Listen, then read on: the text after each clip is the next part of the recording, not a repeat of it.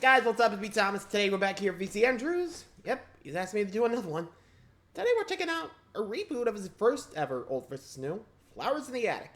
He actually recommended I don't watch anything beforehand about the Flowers in the Attic. And honestly, I never really heard of the film. So, I'm actually kind of curious to see what it's all about. So, without any further ado, let's just check it out. So be sure to like, subscribe for more. Go check out VC Andrews. Let's rock and roll. Hello guys, it's the VC Andrews Critiquer. Well, about this time 4 years ago, I started my YouTube channel, and boy has it been a very fun, interesting, nostalgia critic-like journey. We've seen the psycho children and clowns of Stephen King, we've delved into the world of fantasy with the biblical allegory Narnia, Hogwarts prototype Cackles Academy, and the troll-infested Trollsburg, where you don't let your love fly. Well, you get the point. We've tapped our toes to the world of music with Bye Bye Birdie, West Side Story, The Music Man and Annie. We've seen some of Disney's finest shows like the Paul Rudish Mickey Mouse shorts and Teacher's Pet, collaborated with another great YouTuber, Murray Reactions, and most recently raised the bar with comparing 3 movies instead of just 2. Yes, it's been quite an interesting journey, but we must never lose sight of the fact that it all started with an attic and a very effed up family. Yeah, for those of you who are new to my channel, I took the name VC Andrews Critiquer because that was the name of the author of the original book in my very first review, the story that got me into YouTubing to begin with, and my all-time favorite book. And I've decided that a redo of that review is in order, but before I say why, let me give all you newcomers a little context on Flowers in the Attic. It's the story of 4 siblings named Christopher, Kathy, Carrie, and Corey Dolliganger, who up to now have had a pretty damn good middle-class life with a bunch of nice shit, professional ballet lessons for Kathy, and their father Christopher I is kind, playful, supportive, and too perfect to last more than 5 minutes. Oops, maybe I shouldn't have mentioned that last part. And sure, their mother Corinne may be a little attention-obsessed, but she's still a pretty loving and supportive mother in general. But yeah, all that goes to hell when their father is killed in a car accident on his 36th birthday. And since their mother never went to college, she has no skills for a job that can support 4 kids, let alone let them keep their lavish lifestyle. Oh yeah, and it turns out most of their possessions were actually charged for, and they're going to lose it all pretty soon. So with no other option, Corinne decides it's time to return to her estranged wealthy parents, who are not dead like she and her husband told their kids, and they agree to take her in. But the kids are in for a pretty big shock when they get there. Their mom and dad were actually half uncle and niece. Ew. And Corinne's super conservative Christian parents disinherited their daughter's punishment and cut her out of their lives completely. And on top of that, we learn that their grandmother, hoping to spare her husband the shame of having inbred grandchildren, told him that their daughter never had any children from her incestuous marriage. So yeah, the grandmother's terms for letting her daughter come home is that the children have to stay locked up in the attic until their grandfather croaks. Their mom assures them it'll just be for a short while since their grandfather's super sick and barely alive already. And the kids at first are like, okay, a few short weeks in the attic and we'll all be worth as much as Disney prior to 2021. But the weeks soon turn into months, and during that time, their grandmother goes out of her way to make sure her inbred grandkids suffer as much as possible during their captivity, both physically and emotionally. And their mom Corinne is too busy living as a rich material girl to do anything about it. And due to being kept in confinement with only each other for so long, and right when they're starting puberty, Kathy and Christopher pretty soon follow in the steps of their parents and develop love for each other that's a tad more than platonic. And when the months turn to years, the two decided it may be time to fly the coop. But why are they growing more pale and sick the more they eat the powdered sugar desserts their mom makes for them every day? I mean, it's just powdered sugar she's putting on them. Yeah, that's right? So yeah, this story's what got me into YouTubing to begin with. Figured if the nostalgia critic was never going to do an old versus new of the story, I might as well, and I found I really enjoyed video making, and thus began the career of the VC Andrews Critiquer. But why have I decided to redo this one? Well, keep in mind, this was my first review ever, and thus I had no experience with video making, so my speaking voice was a tad annoying. Written by popular gothic author VC Andrews in 1979, the book has certainly gotten a lot of criticism over the years for its dark and immoral content. What's really interesting about Corinne is, unlike her 2 oldest children, but don't forget that this is also a romance story, and every good romance story needs a strong romantic male lead. Is that my voice? Yep. Is that my voice? Oh well. But there's a lot more than just that. It just wasn't a great review in my opinion. It ran way too long, the criticisms were pretty nitpicky and biased, and the editing wasn't all that great. But despite that, it has remained my highest viewed video ever.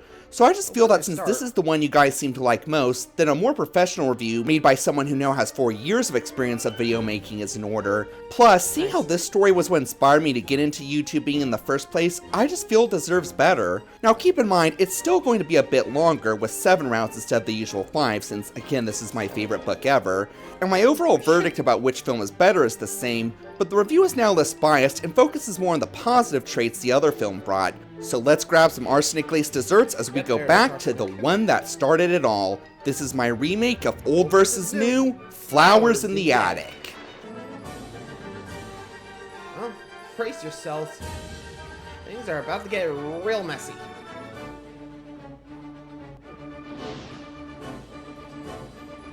Let's start off this critique by looking at the most famous female lead from the works of V.C. Andrews. And when they're played by Buffy the Vampire Slayer and Sally Draper from Mad Men, that's no easy task. But I so welcome the challenge. This is Best Kathy. Kathy, come on up. I'm guessing the, sister of the relationship, the older one, by the way. Kathy Dollaganger is the main protagonist, again played by Chrissy Swanson and Kiernan Shipka. While a bit of a whiny, moody, stereotypical teenage brat, she does love her siblings with all her hearts, and eventually Christopher with all her hormones. Stop. Sorry, I couldn't resist. Her relationship with her mother was always a bit shaky though. While they initially clearly did love one another, they always felt a bit more distant compared to the rest of the family, and Kathy's fairly bitter and resentful about this whole attic imprisonment situation, as we soon learn, kind of rightfully so. But which one is better? First of all, let me make a confession. Chrissy Swanson is definitely a much better actress than Kiernan Shipka. I know that now, and I knew that initially when I did the review. Kiernan's acting is good, don't get me wrong, but Swanson's... well, just see for yourself.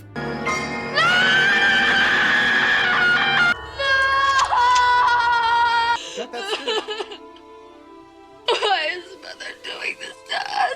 I had initially bashed her incredible performance on the grounds of overreacting and being too over the top, which made her less believable. Yeah, I admit, I knew perfectly well even then that was completely biased bullshit, and I was completely wrong for doing that.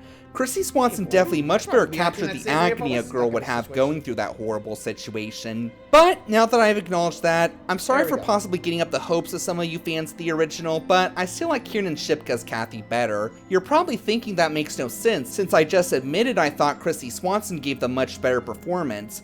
But keep in mind, a great performance doesn't always make a great character. What I like more about Shipka is she just has a little more charm and charisma than Chrissy Swanson. She may still be a moody, stereotypical teen, but she definitely has a smug, playful, smartass side to her as well. I made your favorite, homemade apple pie. Lorraine, you shouldn't have. She didn't.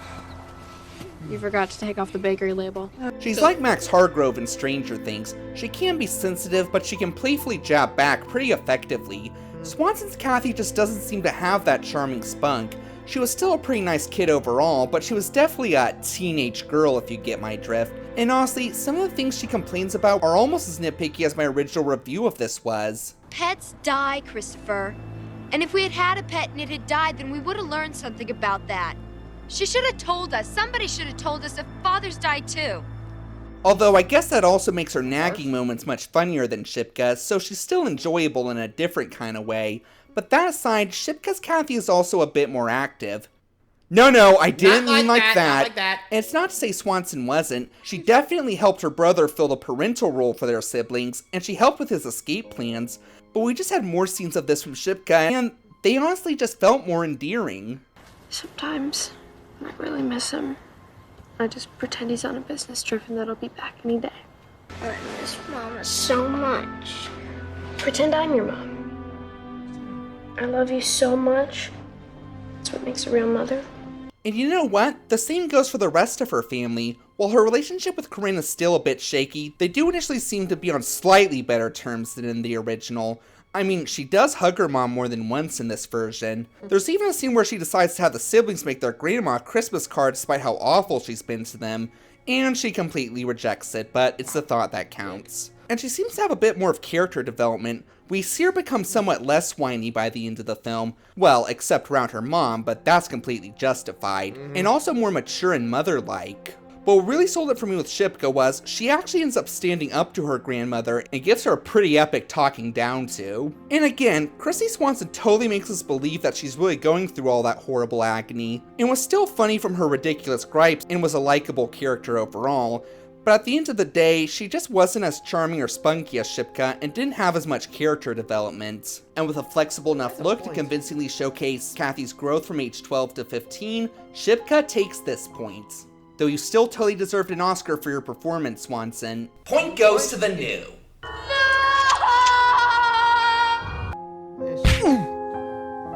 One down. Honestly, yeesh. Can you imagine if they actually dig out, like, okay, there's gotta be someone that's like, okay, those kids have been out there for 3 years. Do you think they're still alive? Like, yeesh, I don't even know what's going on and why she's trying to kill them, but my guess, mom's got an insurance policy on the kids, and once they die, or at least croak, you know, well, she gets the money. I mean, considering how the mom is, I'm willing to wouldn't put it past her to do that. And again, I've seen crazier stuff do for insurance policies. Again, I'm not too sure, but moving along. Next up, brother, mom. But of course, every romantic story needs a strong male romantic lead. And what's a better romantic male lead than your brother? Dude. I should probably find a different, more wholesome word to obsess over therapist. after this, huh? I know, how about Game of Thrones? Wait, Dude. no, that's... Oh, Bates Motel, that would... No, not that one either. Oh, American Horror Story Seasons Coven and Roanoke. Actually, maybe not a series. I should just go to church to purify my mind. But first, let's take a look at Best Christopher. Chris, come on down. Alright. See who wins. Christopher Dolliganger is the oldest of the siblings, the secondary protagonist, the science nerd, and again, the male love interest. Okay, Doug, if you can't stomach this, then maybe you should just leave. I have a story to recap here. One thing to know about Chris is, he seems the closest to Corinne of the siblings, and vice versa. So unlike Kathy, he's considerably more patient and understanding with his own mom locking him up in an attic. It isn't until their mother goes away for months without telling them where she's going or even saying goodbye that he finally decides she's gone too far, and he eventually learns not to be over-trusting. But which is better? Both Jeb Stuart Adams and Mason Dye do a great job playing Christopher, but each focus on different aspects of the character. Okay. Adams focuses more on the science nerd component of the character, which Adams pulls off really well with his natural adorkability. Antennae, Kathy, not feelers. Snails are members of the family of mollusks. Soft bodies, no backbones. Look at you in your black dress, and your fancy jewels, and your pinched face. We're not afraid of you. We laugh at you. Plus, as I'm sure you've noticed, Chrissy Swanson and Jeb Stuart Adams look a lot alike. If I were told these two were brother and sister in real life, I'd believe it. Mason Dye, on the other hand, focuses more on the responsible oldest sibling component, where he has to be the dad to his siblings during this hard time. And personally, I think that makes Dye's Christopher a bit more engaging. There were definitely some moments of this with Adams, but they weren't as prominently featured. The Lifetime Christopher definitely feels a lot more dignified and capable. We definitely see signs as a responsible older brother early on when he offers to get a part-time job to help his mom pay the bills. And he definitely goes the extra mile to help the twins adjust to their prison along with Kathy. We're gonna make this a game. Pretend we're outside. The floor can be the garden, the ceiling can be the sky, and I'll even make a swing. Children, enough. Wasting food. The devil's work. And again, Adams definitely had some moments of this too. Hell, when Olivia is starving them when he stands up for himself, he resorts to feeding the twins his own blood to sustain them, something the Lifetime Christopher never did. That's creepy as hell, but you can't help but admire him for it. But there ultimately aren't as many scenes like this for my liking. The Lifetime Christopher also seemed to be more of a planner, where the original Christopher merely loosens the hinge on the doors to escape. Dye's Christopher is able to make a copy of the grandmother's key by tricking her into putting it into some clay. He also establishes a clear plan for their escape. They'll steal money from the servants and their mom, but not their grandmother since she's much more careful with her money, and when they have enough, they'll buy train tickets to Florida where there's a variety of carnivals that will hire underage workers. Yeah, I know, but it probably would have been better than what they're going through right now. The original Christopher never seemed to have a plan for them once they escaped. Hell, he doesn't even think to start taking money until around the very end. And again, Adams does give a great performance. You can really feel his hurt and betrayal at his mom, and even gets this line that Dice Christopher doesn't. If you stop loving me. I haven't stopped loving you, Mom. I make myself keep loving you every day, despite what you do. Damn. Ouch. And the scene where he's mourning his dead brother is just, that is what I call acting. Plus, is it just me, or does Jeb Stuart Adams look a lot like a young Josh Brolin? But at the end of the day, like Kieran Chipka's Kathy, Mason Dye just has a little more charm and charisma than Adams. I mean, he wasn't recently cast in Stranger Things Season 4 for nothing, you know. Though losing his cool with his sister for almost blowing their cover wasn't cool.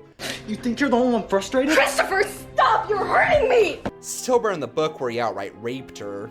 Again, love both Christophers, but for having more charm and charisma, being more of a forward thinker, and a slightly more devoted big brother, Mason Dye takes this one. Point goes to the new.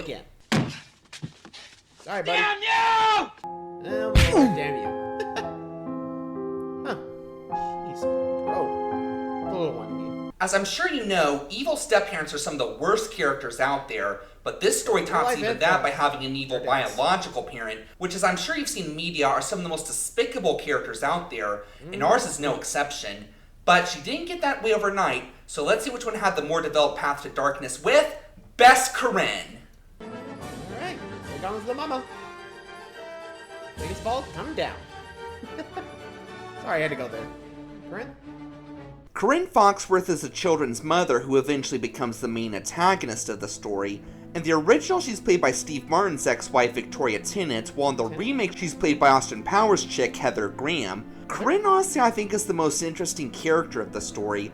Like I said before, she's been an attention whore since she was in diapers, but at first was still a good person overall, and a very caring mother to her 4 kids. Hell, she was initially visiting them every single day in the attic, since at first, they're literally her only source of comfort at this horrible place. But once she does win back her father's affection, and life at Foxworth Hall becomes awesome for her, we see her slowly become more and more selfish and spoiled, and less compassionate and supportive to her kids, to the point where she stops visiting them altogether, except when she has no one else to brag to, and eventually shows that she will do anything to get her inheritance. Both Corinnes follow this basic characterization, but are executed a bit differently.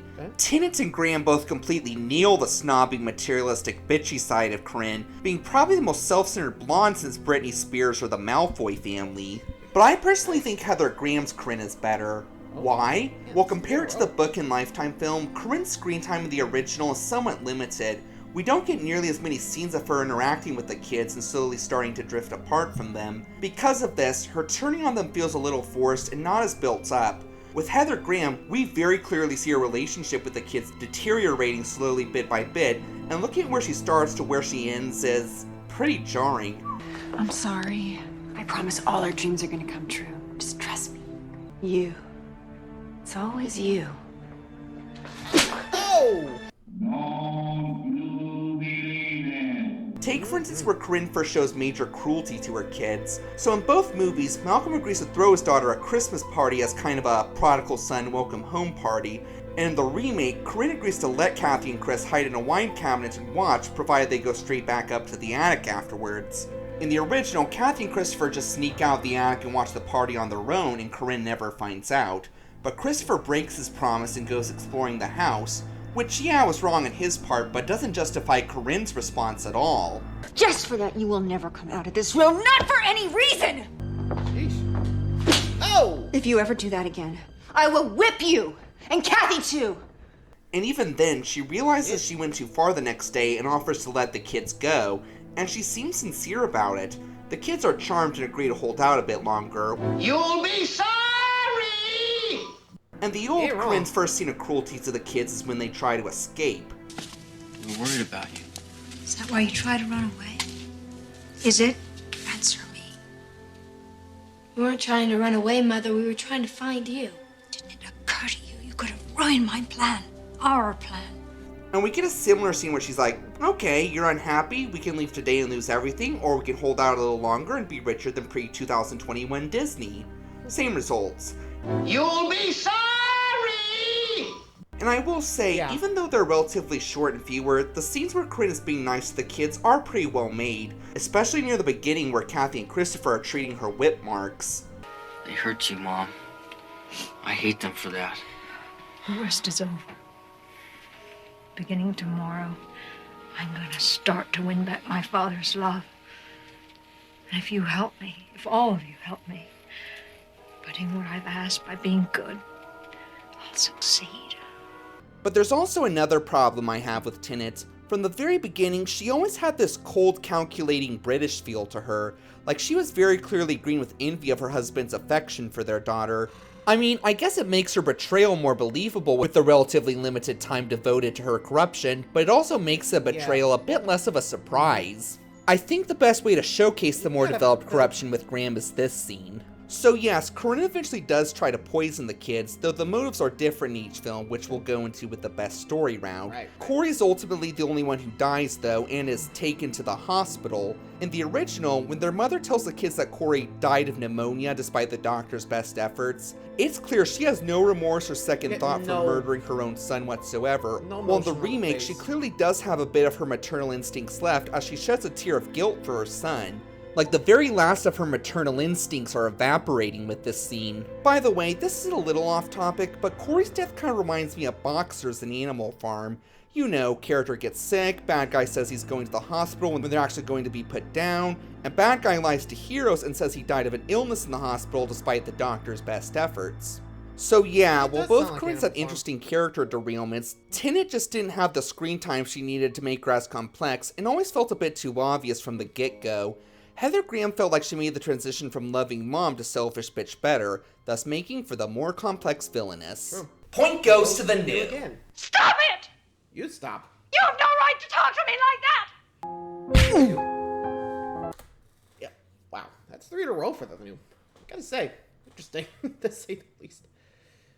Oh, I gotta agree with them. Like, the fact that we had, like, more of a connection with the Neurocorin, makes more sense that it's, like, shocking that she's betraying us for a family that, well, she initially ran away from. Which, yikes. That's pretty fucked up, Corinne. Pretty fucked up. Anyway, next. No wonder he told me that. But of course, the apple never rots far from the tree. As horrible of a parent as Corinne turned out to her children, her own birth mother was even worse. And yes, I know that Garden of Shadows revealed that she was only Corinne's stepmother, but that book was not written by V.C. Andrews, so I don't consider that canon. As far as I'm concerned, Olivia Foxworth is the woman who gave birth to Corinne, which definitely explained why she was such a bad seed. So let's take a look at Best Olivia. Olivia, come on down. Time for the granny. In this case, Grandma. Olivia, let's see who's worse. Quick fact, in the original review, I made the grave mistake of referring to both these actresses as B-list celebrities. I repent wholeheartedly for that. Yeah, Louise Fletcher and Ellen Burstyn are both two of the finest actresses I've ever seen, and have definitely had experience with dark and grim films in the past. Hell, Burstyn even played 2 other abusive grandmothers previously, in both Red Dragon and South Park. But as much as I love both actresses, this one wasn't hard. Fletcher's Olivia blows Burstyn's out of the water. She captured the ruthlessness and hateful conservativeness of Olivia Foxworth to absolute perfection, almost making Frollo look friendly by comparison. Whenever she interacts with the children, we see no compassion or grandmotherly love in her eyes whatsoever. Just sheer burning vile hatred for these inbred abominations that's worse than Frollo, Margaret White, and the Westboro Baptist Church all combined. Hell, come to think of it, if I'm not mistaken, we only see her smile once in the entire movie. And even then, it's a cruel mocking smile, not a warm, pleasant one. And sticks and stones will break your bones, as will her fists, as you'll soon see.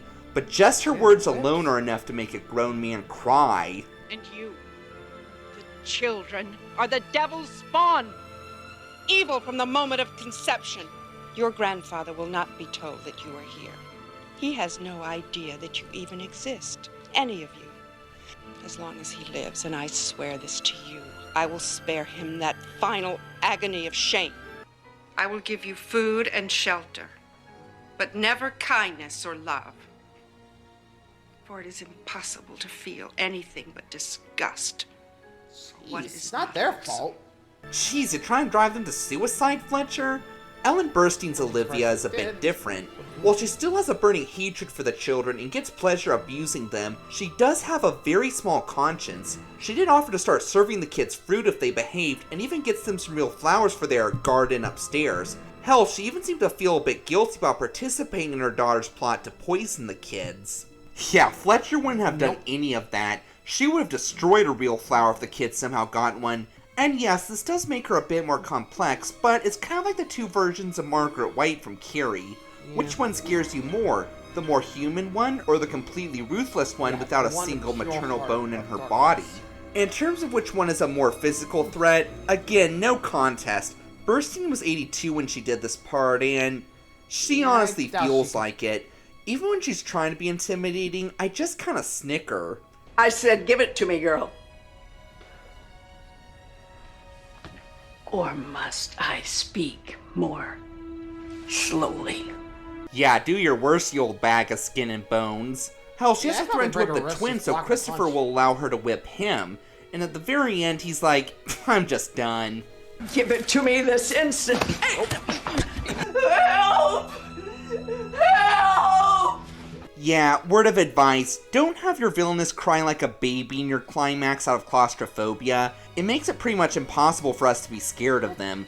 Fletcher, on the other hand, besides only being 53 at the time and much bigger and stronger, just had this natural demon-like intimidation to her, kind of like another Fletcher from a criminally underrated movie. But I mean, she didn't play Nurse Ratched for nothing, so this makes her feel like much more of a legit threat to the children. Take for instance how she's responsible for Kathy's hair loss when Christopher gets smart with her. In the original book and new film, she pours tar into her hair while she's asleep, which is why she has to cut it off. That's cruel, but in the original, she ambushes her, locks Christopher in the stairway, slaps Kathy in the face for no apparent reason, and does the deed herself. Right after this line, You are a sinner. you can just tell by her expression that she was getting a massive rush from torturing Kathy like that. But sometimes she even knows how to hurt them just as much emotionally. Like when she catches the boys and girls sleeping in the same beds, instead of whipping them, she breaks the music box Kathy's father got her just before he died. She knew that would hurt her worse than any amount of whipping she could inflict on the kid. I will give Burstyn credit that she has more of a backstory where she was super jealous of her husband's affection for their daughter and singled her out because of it. That's fitting for her character, but it's still not quite enough to outshine Fletcher. For being more physically fit, naturally scary, and completely merciless, Louise Fletcher makes for the more effective villainess here. Point goes to the old.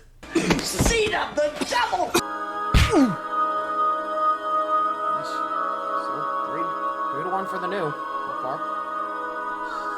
Still, yeah. Now that we've looked at our four main characters, let's look at the rest of the cast in this dark story. The aren't quite as developed, but I mean, if you're locked in an attic by your twisted mom and grandma, you need whatever support you can get. Too bad most of the support in this story goes to the villains. But anyway, let's take a look at Best Supporting Cast. Here we go. Interesting that's the younger siblings. Not as much can be said about the side characters, since apart from the twins, none of them have an exceptional amount of screen time, but I'll make the most of it. Now keep in mind, this is not looking at the sequels, where a lot of these characters such as Carrie, Bart Winslow, and John the Butler are given much more personality and development. We're just looking at the first piece, and in terms of which supporting cast is more memorable here, I'd give that honor to the original. Look at the twins Carrie and Corey for instance. These two are just the most adorable little cherubs I've ever seen in my life. We want to taste Miss Kay! We want to taste icing and lick the bowl and the spoon too. Witches in there, Mama. Witches and monsters. Why do we have to stay upstairs all the time? Because downstairs has gone away. I especially love Corey's afro. And on a retrospective note, Carrie's played by the same kid who voiced the little sister in Cartoon All-Stars to the Rescue. You know, the one that almost got convinced to do drugs to help her big brother. The twins in the Lifetime film are alright, but nothing about them stands out particularly, except for this really impressive crying scene from Carrie's actress when Corey dies.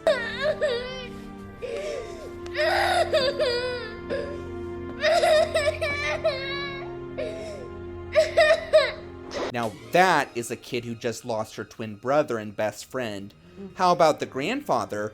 Again, it's not much of a contest. The one the remake only appears for one scene, and I don't really see this guy as the grim, imposing figure he was built up to be. Nice hairstyle, though. The one the original, played by Nathan Davis, who also played a much more amiable grandfather in Disney's Holes, but here he's another story. Not only does he have a lot more screen time with him slowly reconnecting with his daughter, but even though he's still super frail and senile, he still manages to be super intimidating. And the scene where he's about to have Corinne whipped, you really feel his anger and disappointment with his daughter for living in sin for over 18 years with her husband.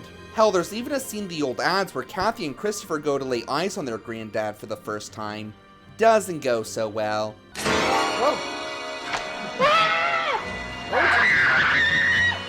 I always loved you the best, Corinne. Jeez, even when he's trying to be nice, he's still creepy as hell. What about the grandfather's attorney, Bart Winslow, who eventually becomes Corinne's new husband? And neither one has much personality outside of the bland plot essential boyfriend, but I guess if I had to choose, I think I like the original played by Leonard Mann a little better. He just felt a little more suave and debonairish than Dylan Bunce, which fit the role of a bland plot essential boyfriend better. Dylan Bunce's Bart is a much more interesting character in the sequel, Petals on the Wind, but we're not looking at the sequels, and I don't have any plans to for future. Though the reason for that will be the subject of another video for another time. But the character who got the biggest upgrade of all is easily John the Butler. The one the Lifetime film remains the bland, irrelevant background character that he was in the original book, but the original gives him a much bigger role where he actually serves as kind of a prison guard to Olivia for the kids. He's not really scary, or at least not as much as Kathy thinks he is. But he is still super creepy and mostly silent. Kind of makes you wonder if working for a psycho like Olivia for years might have silenced him into subservience. Though in the alternate ending of the old, he's actually the one who saves the kids, which we'll go into with the best story round. And yeah, John's actor was not pleased with this change. Either way, he's still miles better than the bland. Stop! Stop! You know what's good for you. Wait, what? We're Corinne's children. My God. Go. Before I'm sent after you, I'll cut the power on the fence. Go! Okay, so you want to go in the same direction as the old with this character, huh? Afraid it's a bit late in the game for that new. There's also the creepy old caretaker who also serves as a security guard for the exterior of Foxworth Hall to Olivia. He doesn't have as much screen time as John, but I do like the idea of the character, even if he doesn't really do much except in the alternate ending of the old. I think the last character I want to talk about is the children's late father, Christopher I. And despite the trend the originals had, I actually prefer the one in the remake. The old flat out says that he loves Kathy the most of his kids and gives most of his affection and attention to her, even ignoring his wife Corinne. Whereas in the new, he seemed to love his whole family equally, the way a spouse and parent should. Take for instance the present he buys her. In the old, he buys her an expensive ballet music box because she's his favorite kid. But in the new, we learn that he just got a vice president job and Kathy's scared she'll barely ever get to see him anymore. So the expensive ring he gets her is a promise ring to remind her that he'll always be there for her. And no vice president job is going to change that, even if a car accident will. But what really sold it for me with the old was VC Andrews herself has a cameo as a window washer. Kind of ironic how she's a servant in the very house she created, huh? So yeah, old wins this round for having side characters with more involvement and more personality. Point goes to the old. No! Take us out of here now! Yeah, normally the side characters actually get a better deal in the new one. Which, I mean, honestly, kind of like the Snow White, almost like spoof with the butler in the new one. Like the whole, freeze! My God, you're Corinne's kids? Run, before I'm sent after you. I'll shut off the power. Go, go! Almost seems like the Hunter just developing a conscience in a way. But still, you gotta admit. Also, I didn't know this thing had a sequel. Petals in the Wind. I have to look that up. I'm just kind of curious about that story. I mean, hey, I'm not sure if it's gonna be as crazy as this one, but something tells me it follows the aftermath of, the kids running away, Corinne's, wrecked with guilt and all.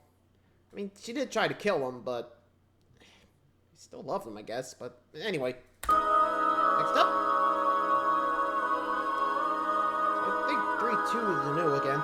In dark gothic tales about children suffering like this one, atmosphere is everything. Just ask Lemony Snicket or the Grimm brothers. So let's see which film created the more crapsack world with best atmosphere. I'd say that's a first. Might go to old since the older ones and originals usually have a better. When I originally did this review, this category was Best Foxworth Hall, but I decided to expand it to Atmosphere to allow more to talk about.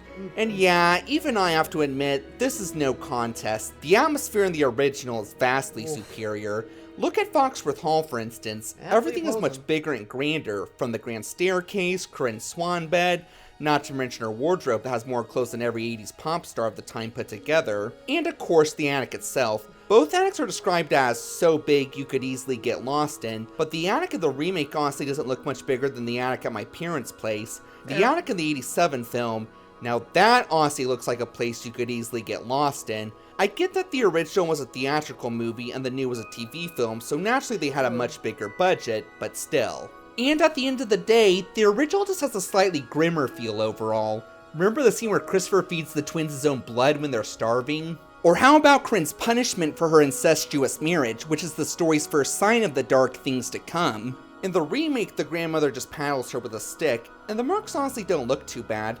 A few days and they'd probably heal up. But in the original, she freaking whips Corinne, and look how savagely she did so. Ugh. Yeah, I'm pretty sure these whip marks would leave something of scars on her. Or how about the kids being poisoned? In the remake, they only look like they have a very mild flu at worst, but in the original, yes, it's clearly just chalk and makeup, but these definitely look more like children who have been starved, poisoned, and are slowly dying. But aside from the visuals to drive the creep factor, there's also the insanely creepy musical score by Christopher Young, especially that demonic girl a cappella we hear in the main theme.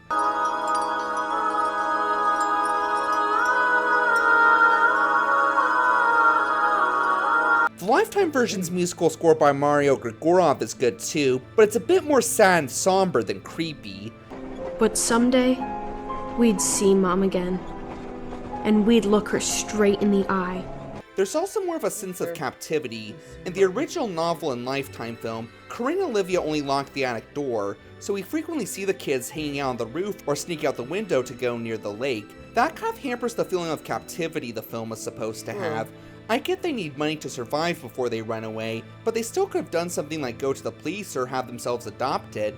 In the original, it's another story. Olivia not only locks the attic door, but she also puts bars on the windows, and not the kind that can be easily pried off by a flying Ford Angela. These look like actual prison window bars. And again, she has John the butler and the caretaker serve as her night guards. So when Kathy and Christopher are able to get through the bars to try to escape, the caretaker has searchlights shined upon them and sends his crazy dogs after them to get them to go back upstairs. After which, Olivia has stronger bars put on the windows. Oh yeah, I guess the new Olivia did have an electric fence put around the property in the third act when she's suspicious that the kids might have found an escape, but even then, the fence itself is pretty easy for the kids to turn off. And of course, there's the campy scenes, most notably... Eat it! Eat the cookie! You may think this takes away from the more serious moments, but honestly, the story itself is so dark and disturbing, I think it's nice the original has a few breathers like this. The Lifetime film had some funny moments too, but they're a bit more down to earth. So yeah, both films had dark, grim atmospheres, but the original was a little more so, and with a better feel of captivity for the kids and some campy funny moments, old will take the atmosphere point. Point goes to the old. You think you can do anything you want, and people will believe you. Yeah, definitely does that. Oh, score's tied up. Expect anything less? It's all tied up, and now we've come to the big deciding point, the best story. Which film told the more captivating tale of imprisoned and eventually perverted children? This is Story for the Win. Here we go. Let's begin. Final round. I think now is a good time to mention something I probably should have earlier. All the direct incest scenes between Kathy and Christopher in the 87 film were cut when test audiences responded poorly. It's still heavily implied that these two have the hots for each other, but it never outright says that in the final cut. And ironically, this caused the original to initially be panned by critics and have middling box office results. But over the years, many fans have come to appreciate it for what it is, myself included, and can't deny it is still a pretty intense movie, despite not directly having the part that made the original story so iconic. But my big problem with the old is, it just seems to simplify the story a bit too much, not just with the iconic brother and sister love, but also with other key moments. Just the time frame alone, in the original novel and new film, they spend over 3.5 years in the attic, but in the old they're only there for about 1 year at most. And some of the darkest moments in the story, like the family suffering from a lack of income, or Corinne visiting her kids less and less, are just paraphrased through narration, which honestly isn't as impactful as outright seeing it. And what's a bigger issue is, the main characters don't have as strong a character development. The Lifetime film may not have been as edgy as I was hoping, despite directly keeping the incest, but we still witnessed strong character developments from Kathy and Christopher. We saw them start out as laid-back, trusting, somewhat immature teens, and slowly grow into more responsible, mature, and assertive adults. And also perverted. Deeply perverted adults. But the coming-of-age story aspect is what got me so invested. Same goes for Corinne, but in reverse. We see her start out as a loving mom and effective parent, but becomes more corrupt bit by bit. And again, it's not to say we didn't see any character growth or corruption in the old. We definitely did, but it didn't feel quite as dramatic or complex, again because the story isn't quite developed enough. The lack of character complexity also impacts certain parts of the story, so in case you haven't noticed, the novel and Lifetime film are both set in the late 50s, while the original film is set in the present day of its release of the late 80s, which isn't really a big deal overall, but the film never mentions how Corinne never went to college and has a massive credit card debt. If the film were set in the 50s, then that would have been fine, since the sexist time period alone would have explained why the family is suffering so much financially once the father died. But in the 80s, it just seems a bit odd. If they kept the info about Corinne's backstory, it wouldn't have been. But seriously, why did Corinne not make any effort to find a job? And there's also some bits like, why did Olivia have them brought into the house in broad daylight where they could easily be seen instead of the dead of night while everyone was still asleep? Or why'd she have 4 graves dug out in the open where anyone could see? But those are just picky details and not worth griping over. And it's not to say the new film doesn't suffer from this as well. So you may be wondering what Corinne's motive was for killing her own kids. In the original book in 87 film, we learned that the grandfather put a clause in his will just before he died that said if it was ever proven that Corinne lied to him about not having inbred children after he's gone, she'd have to forfeit her entire inheritance and everything she already bought with it. Yep, that's a logical motive. The Lifetime film never outright says why Corinne decides to poison the kids, but it happens right after they lose patience and let her have it for how badly she's been treating them. And you can tell by the look on her face that that was the final straw with how nagging and rude they've been about all this, especially Kathy. So it seems here like her motive to kill them was out of personal vengeance for being whiny ungrateful little bitches to her after all she's done for them. You could argue this makes Corinne even more evil, but I still think it's better to give her an outright motive. The old also clarifies that Corinne didn't use enough poison to kill them right away because arsenic in doses over time is much harder to detect, so if the doctors ever did an autopsy on them, they wouldn't have found it unless they were intentionally looking for it. And seriously, why wait until the last minute to make John the butler Olivia's security guard like in the old? But overall, the new did have a much more complex coming-of-age story, with the character slowly growing and corrupting over a longer period of time. Now for the ending. So do I prefer the ending where the kids publicly expose Corinne at her wedding and she gets hung by her own wedding valve? Or the more action-packed ending where they have a showdown with Olivia and John the butler before getting away? Honestly, I say a tie. V.C. Andrews had Corinne get away with it in this story because she wanted to save her karma for the sequel about the kids in their adult years, and since the original didn't have any follow-ups, it's fitting to see her get her just desserts. Kind of literally when you think about it. But the best ending is easily the lost ending of the original that pretty much everyone, especially Victoria Tennant, John the Butler's actor, and director Jeffrey Bloom, was pissed was cut by MGM for being too violent, myself included, because it was just so damn awesome. So the kids are getting away, but run into the caretaker. What plan to use the elevator? It's broke. We use the stairs. Not without a note from your mama. Then Christopher has an epic showdown with him, and even though he's armed with a power drill, he still wins.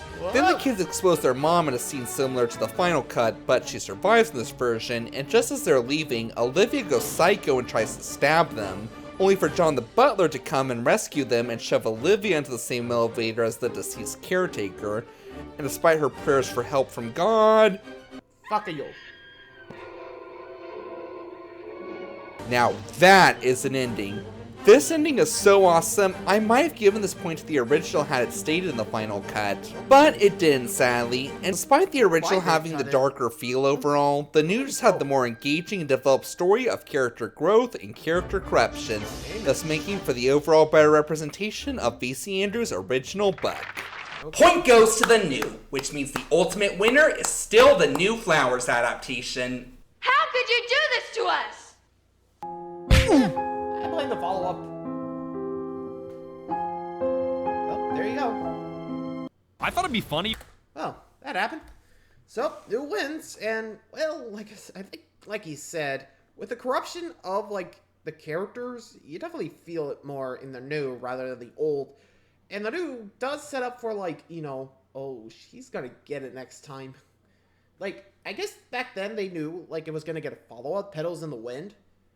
But with the new, or the old, I'm not too sure how faithful it is, but I looked it up, but, yeah, I think if they kept the original ending of just, like, putting the grandma into, like, the elevator shaft, like, damn.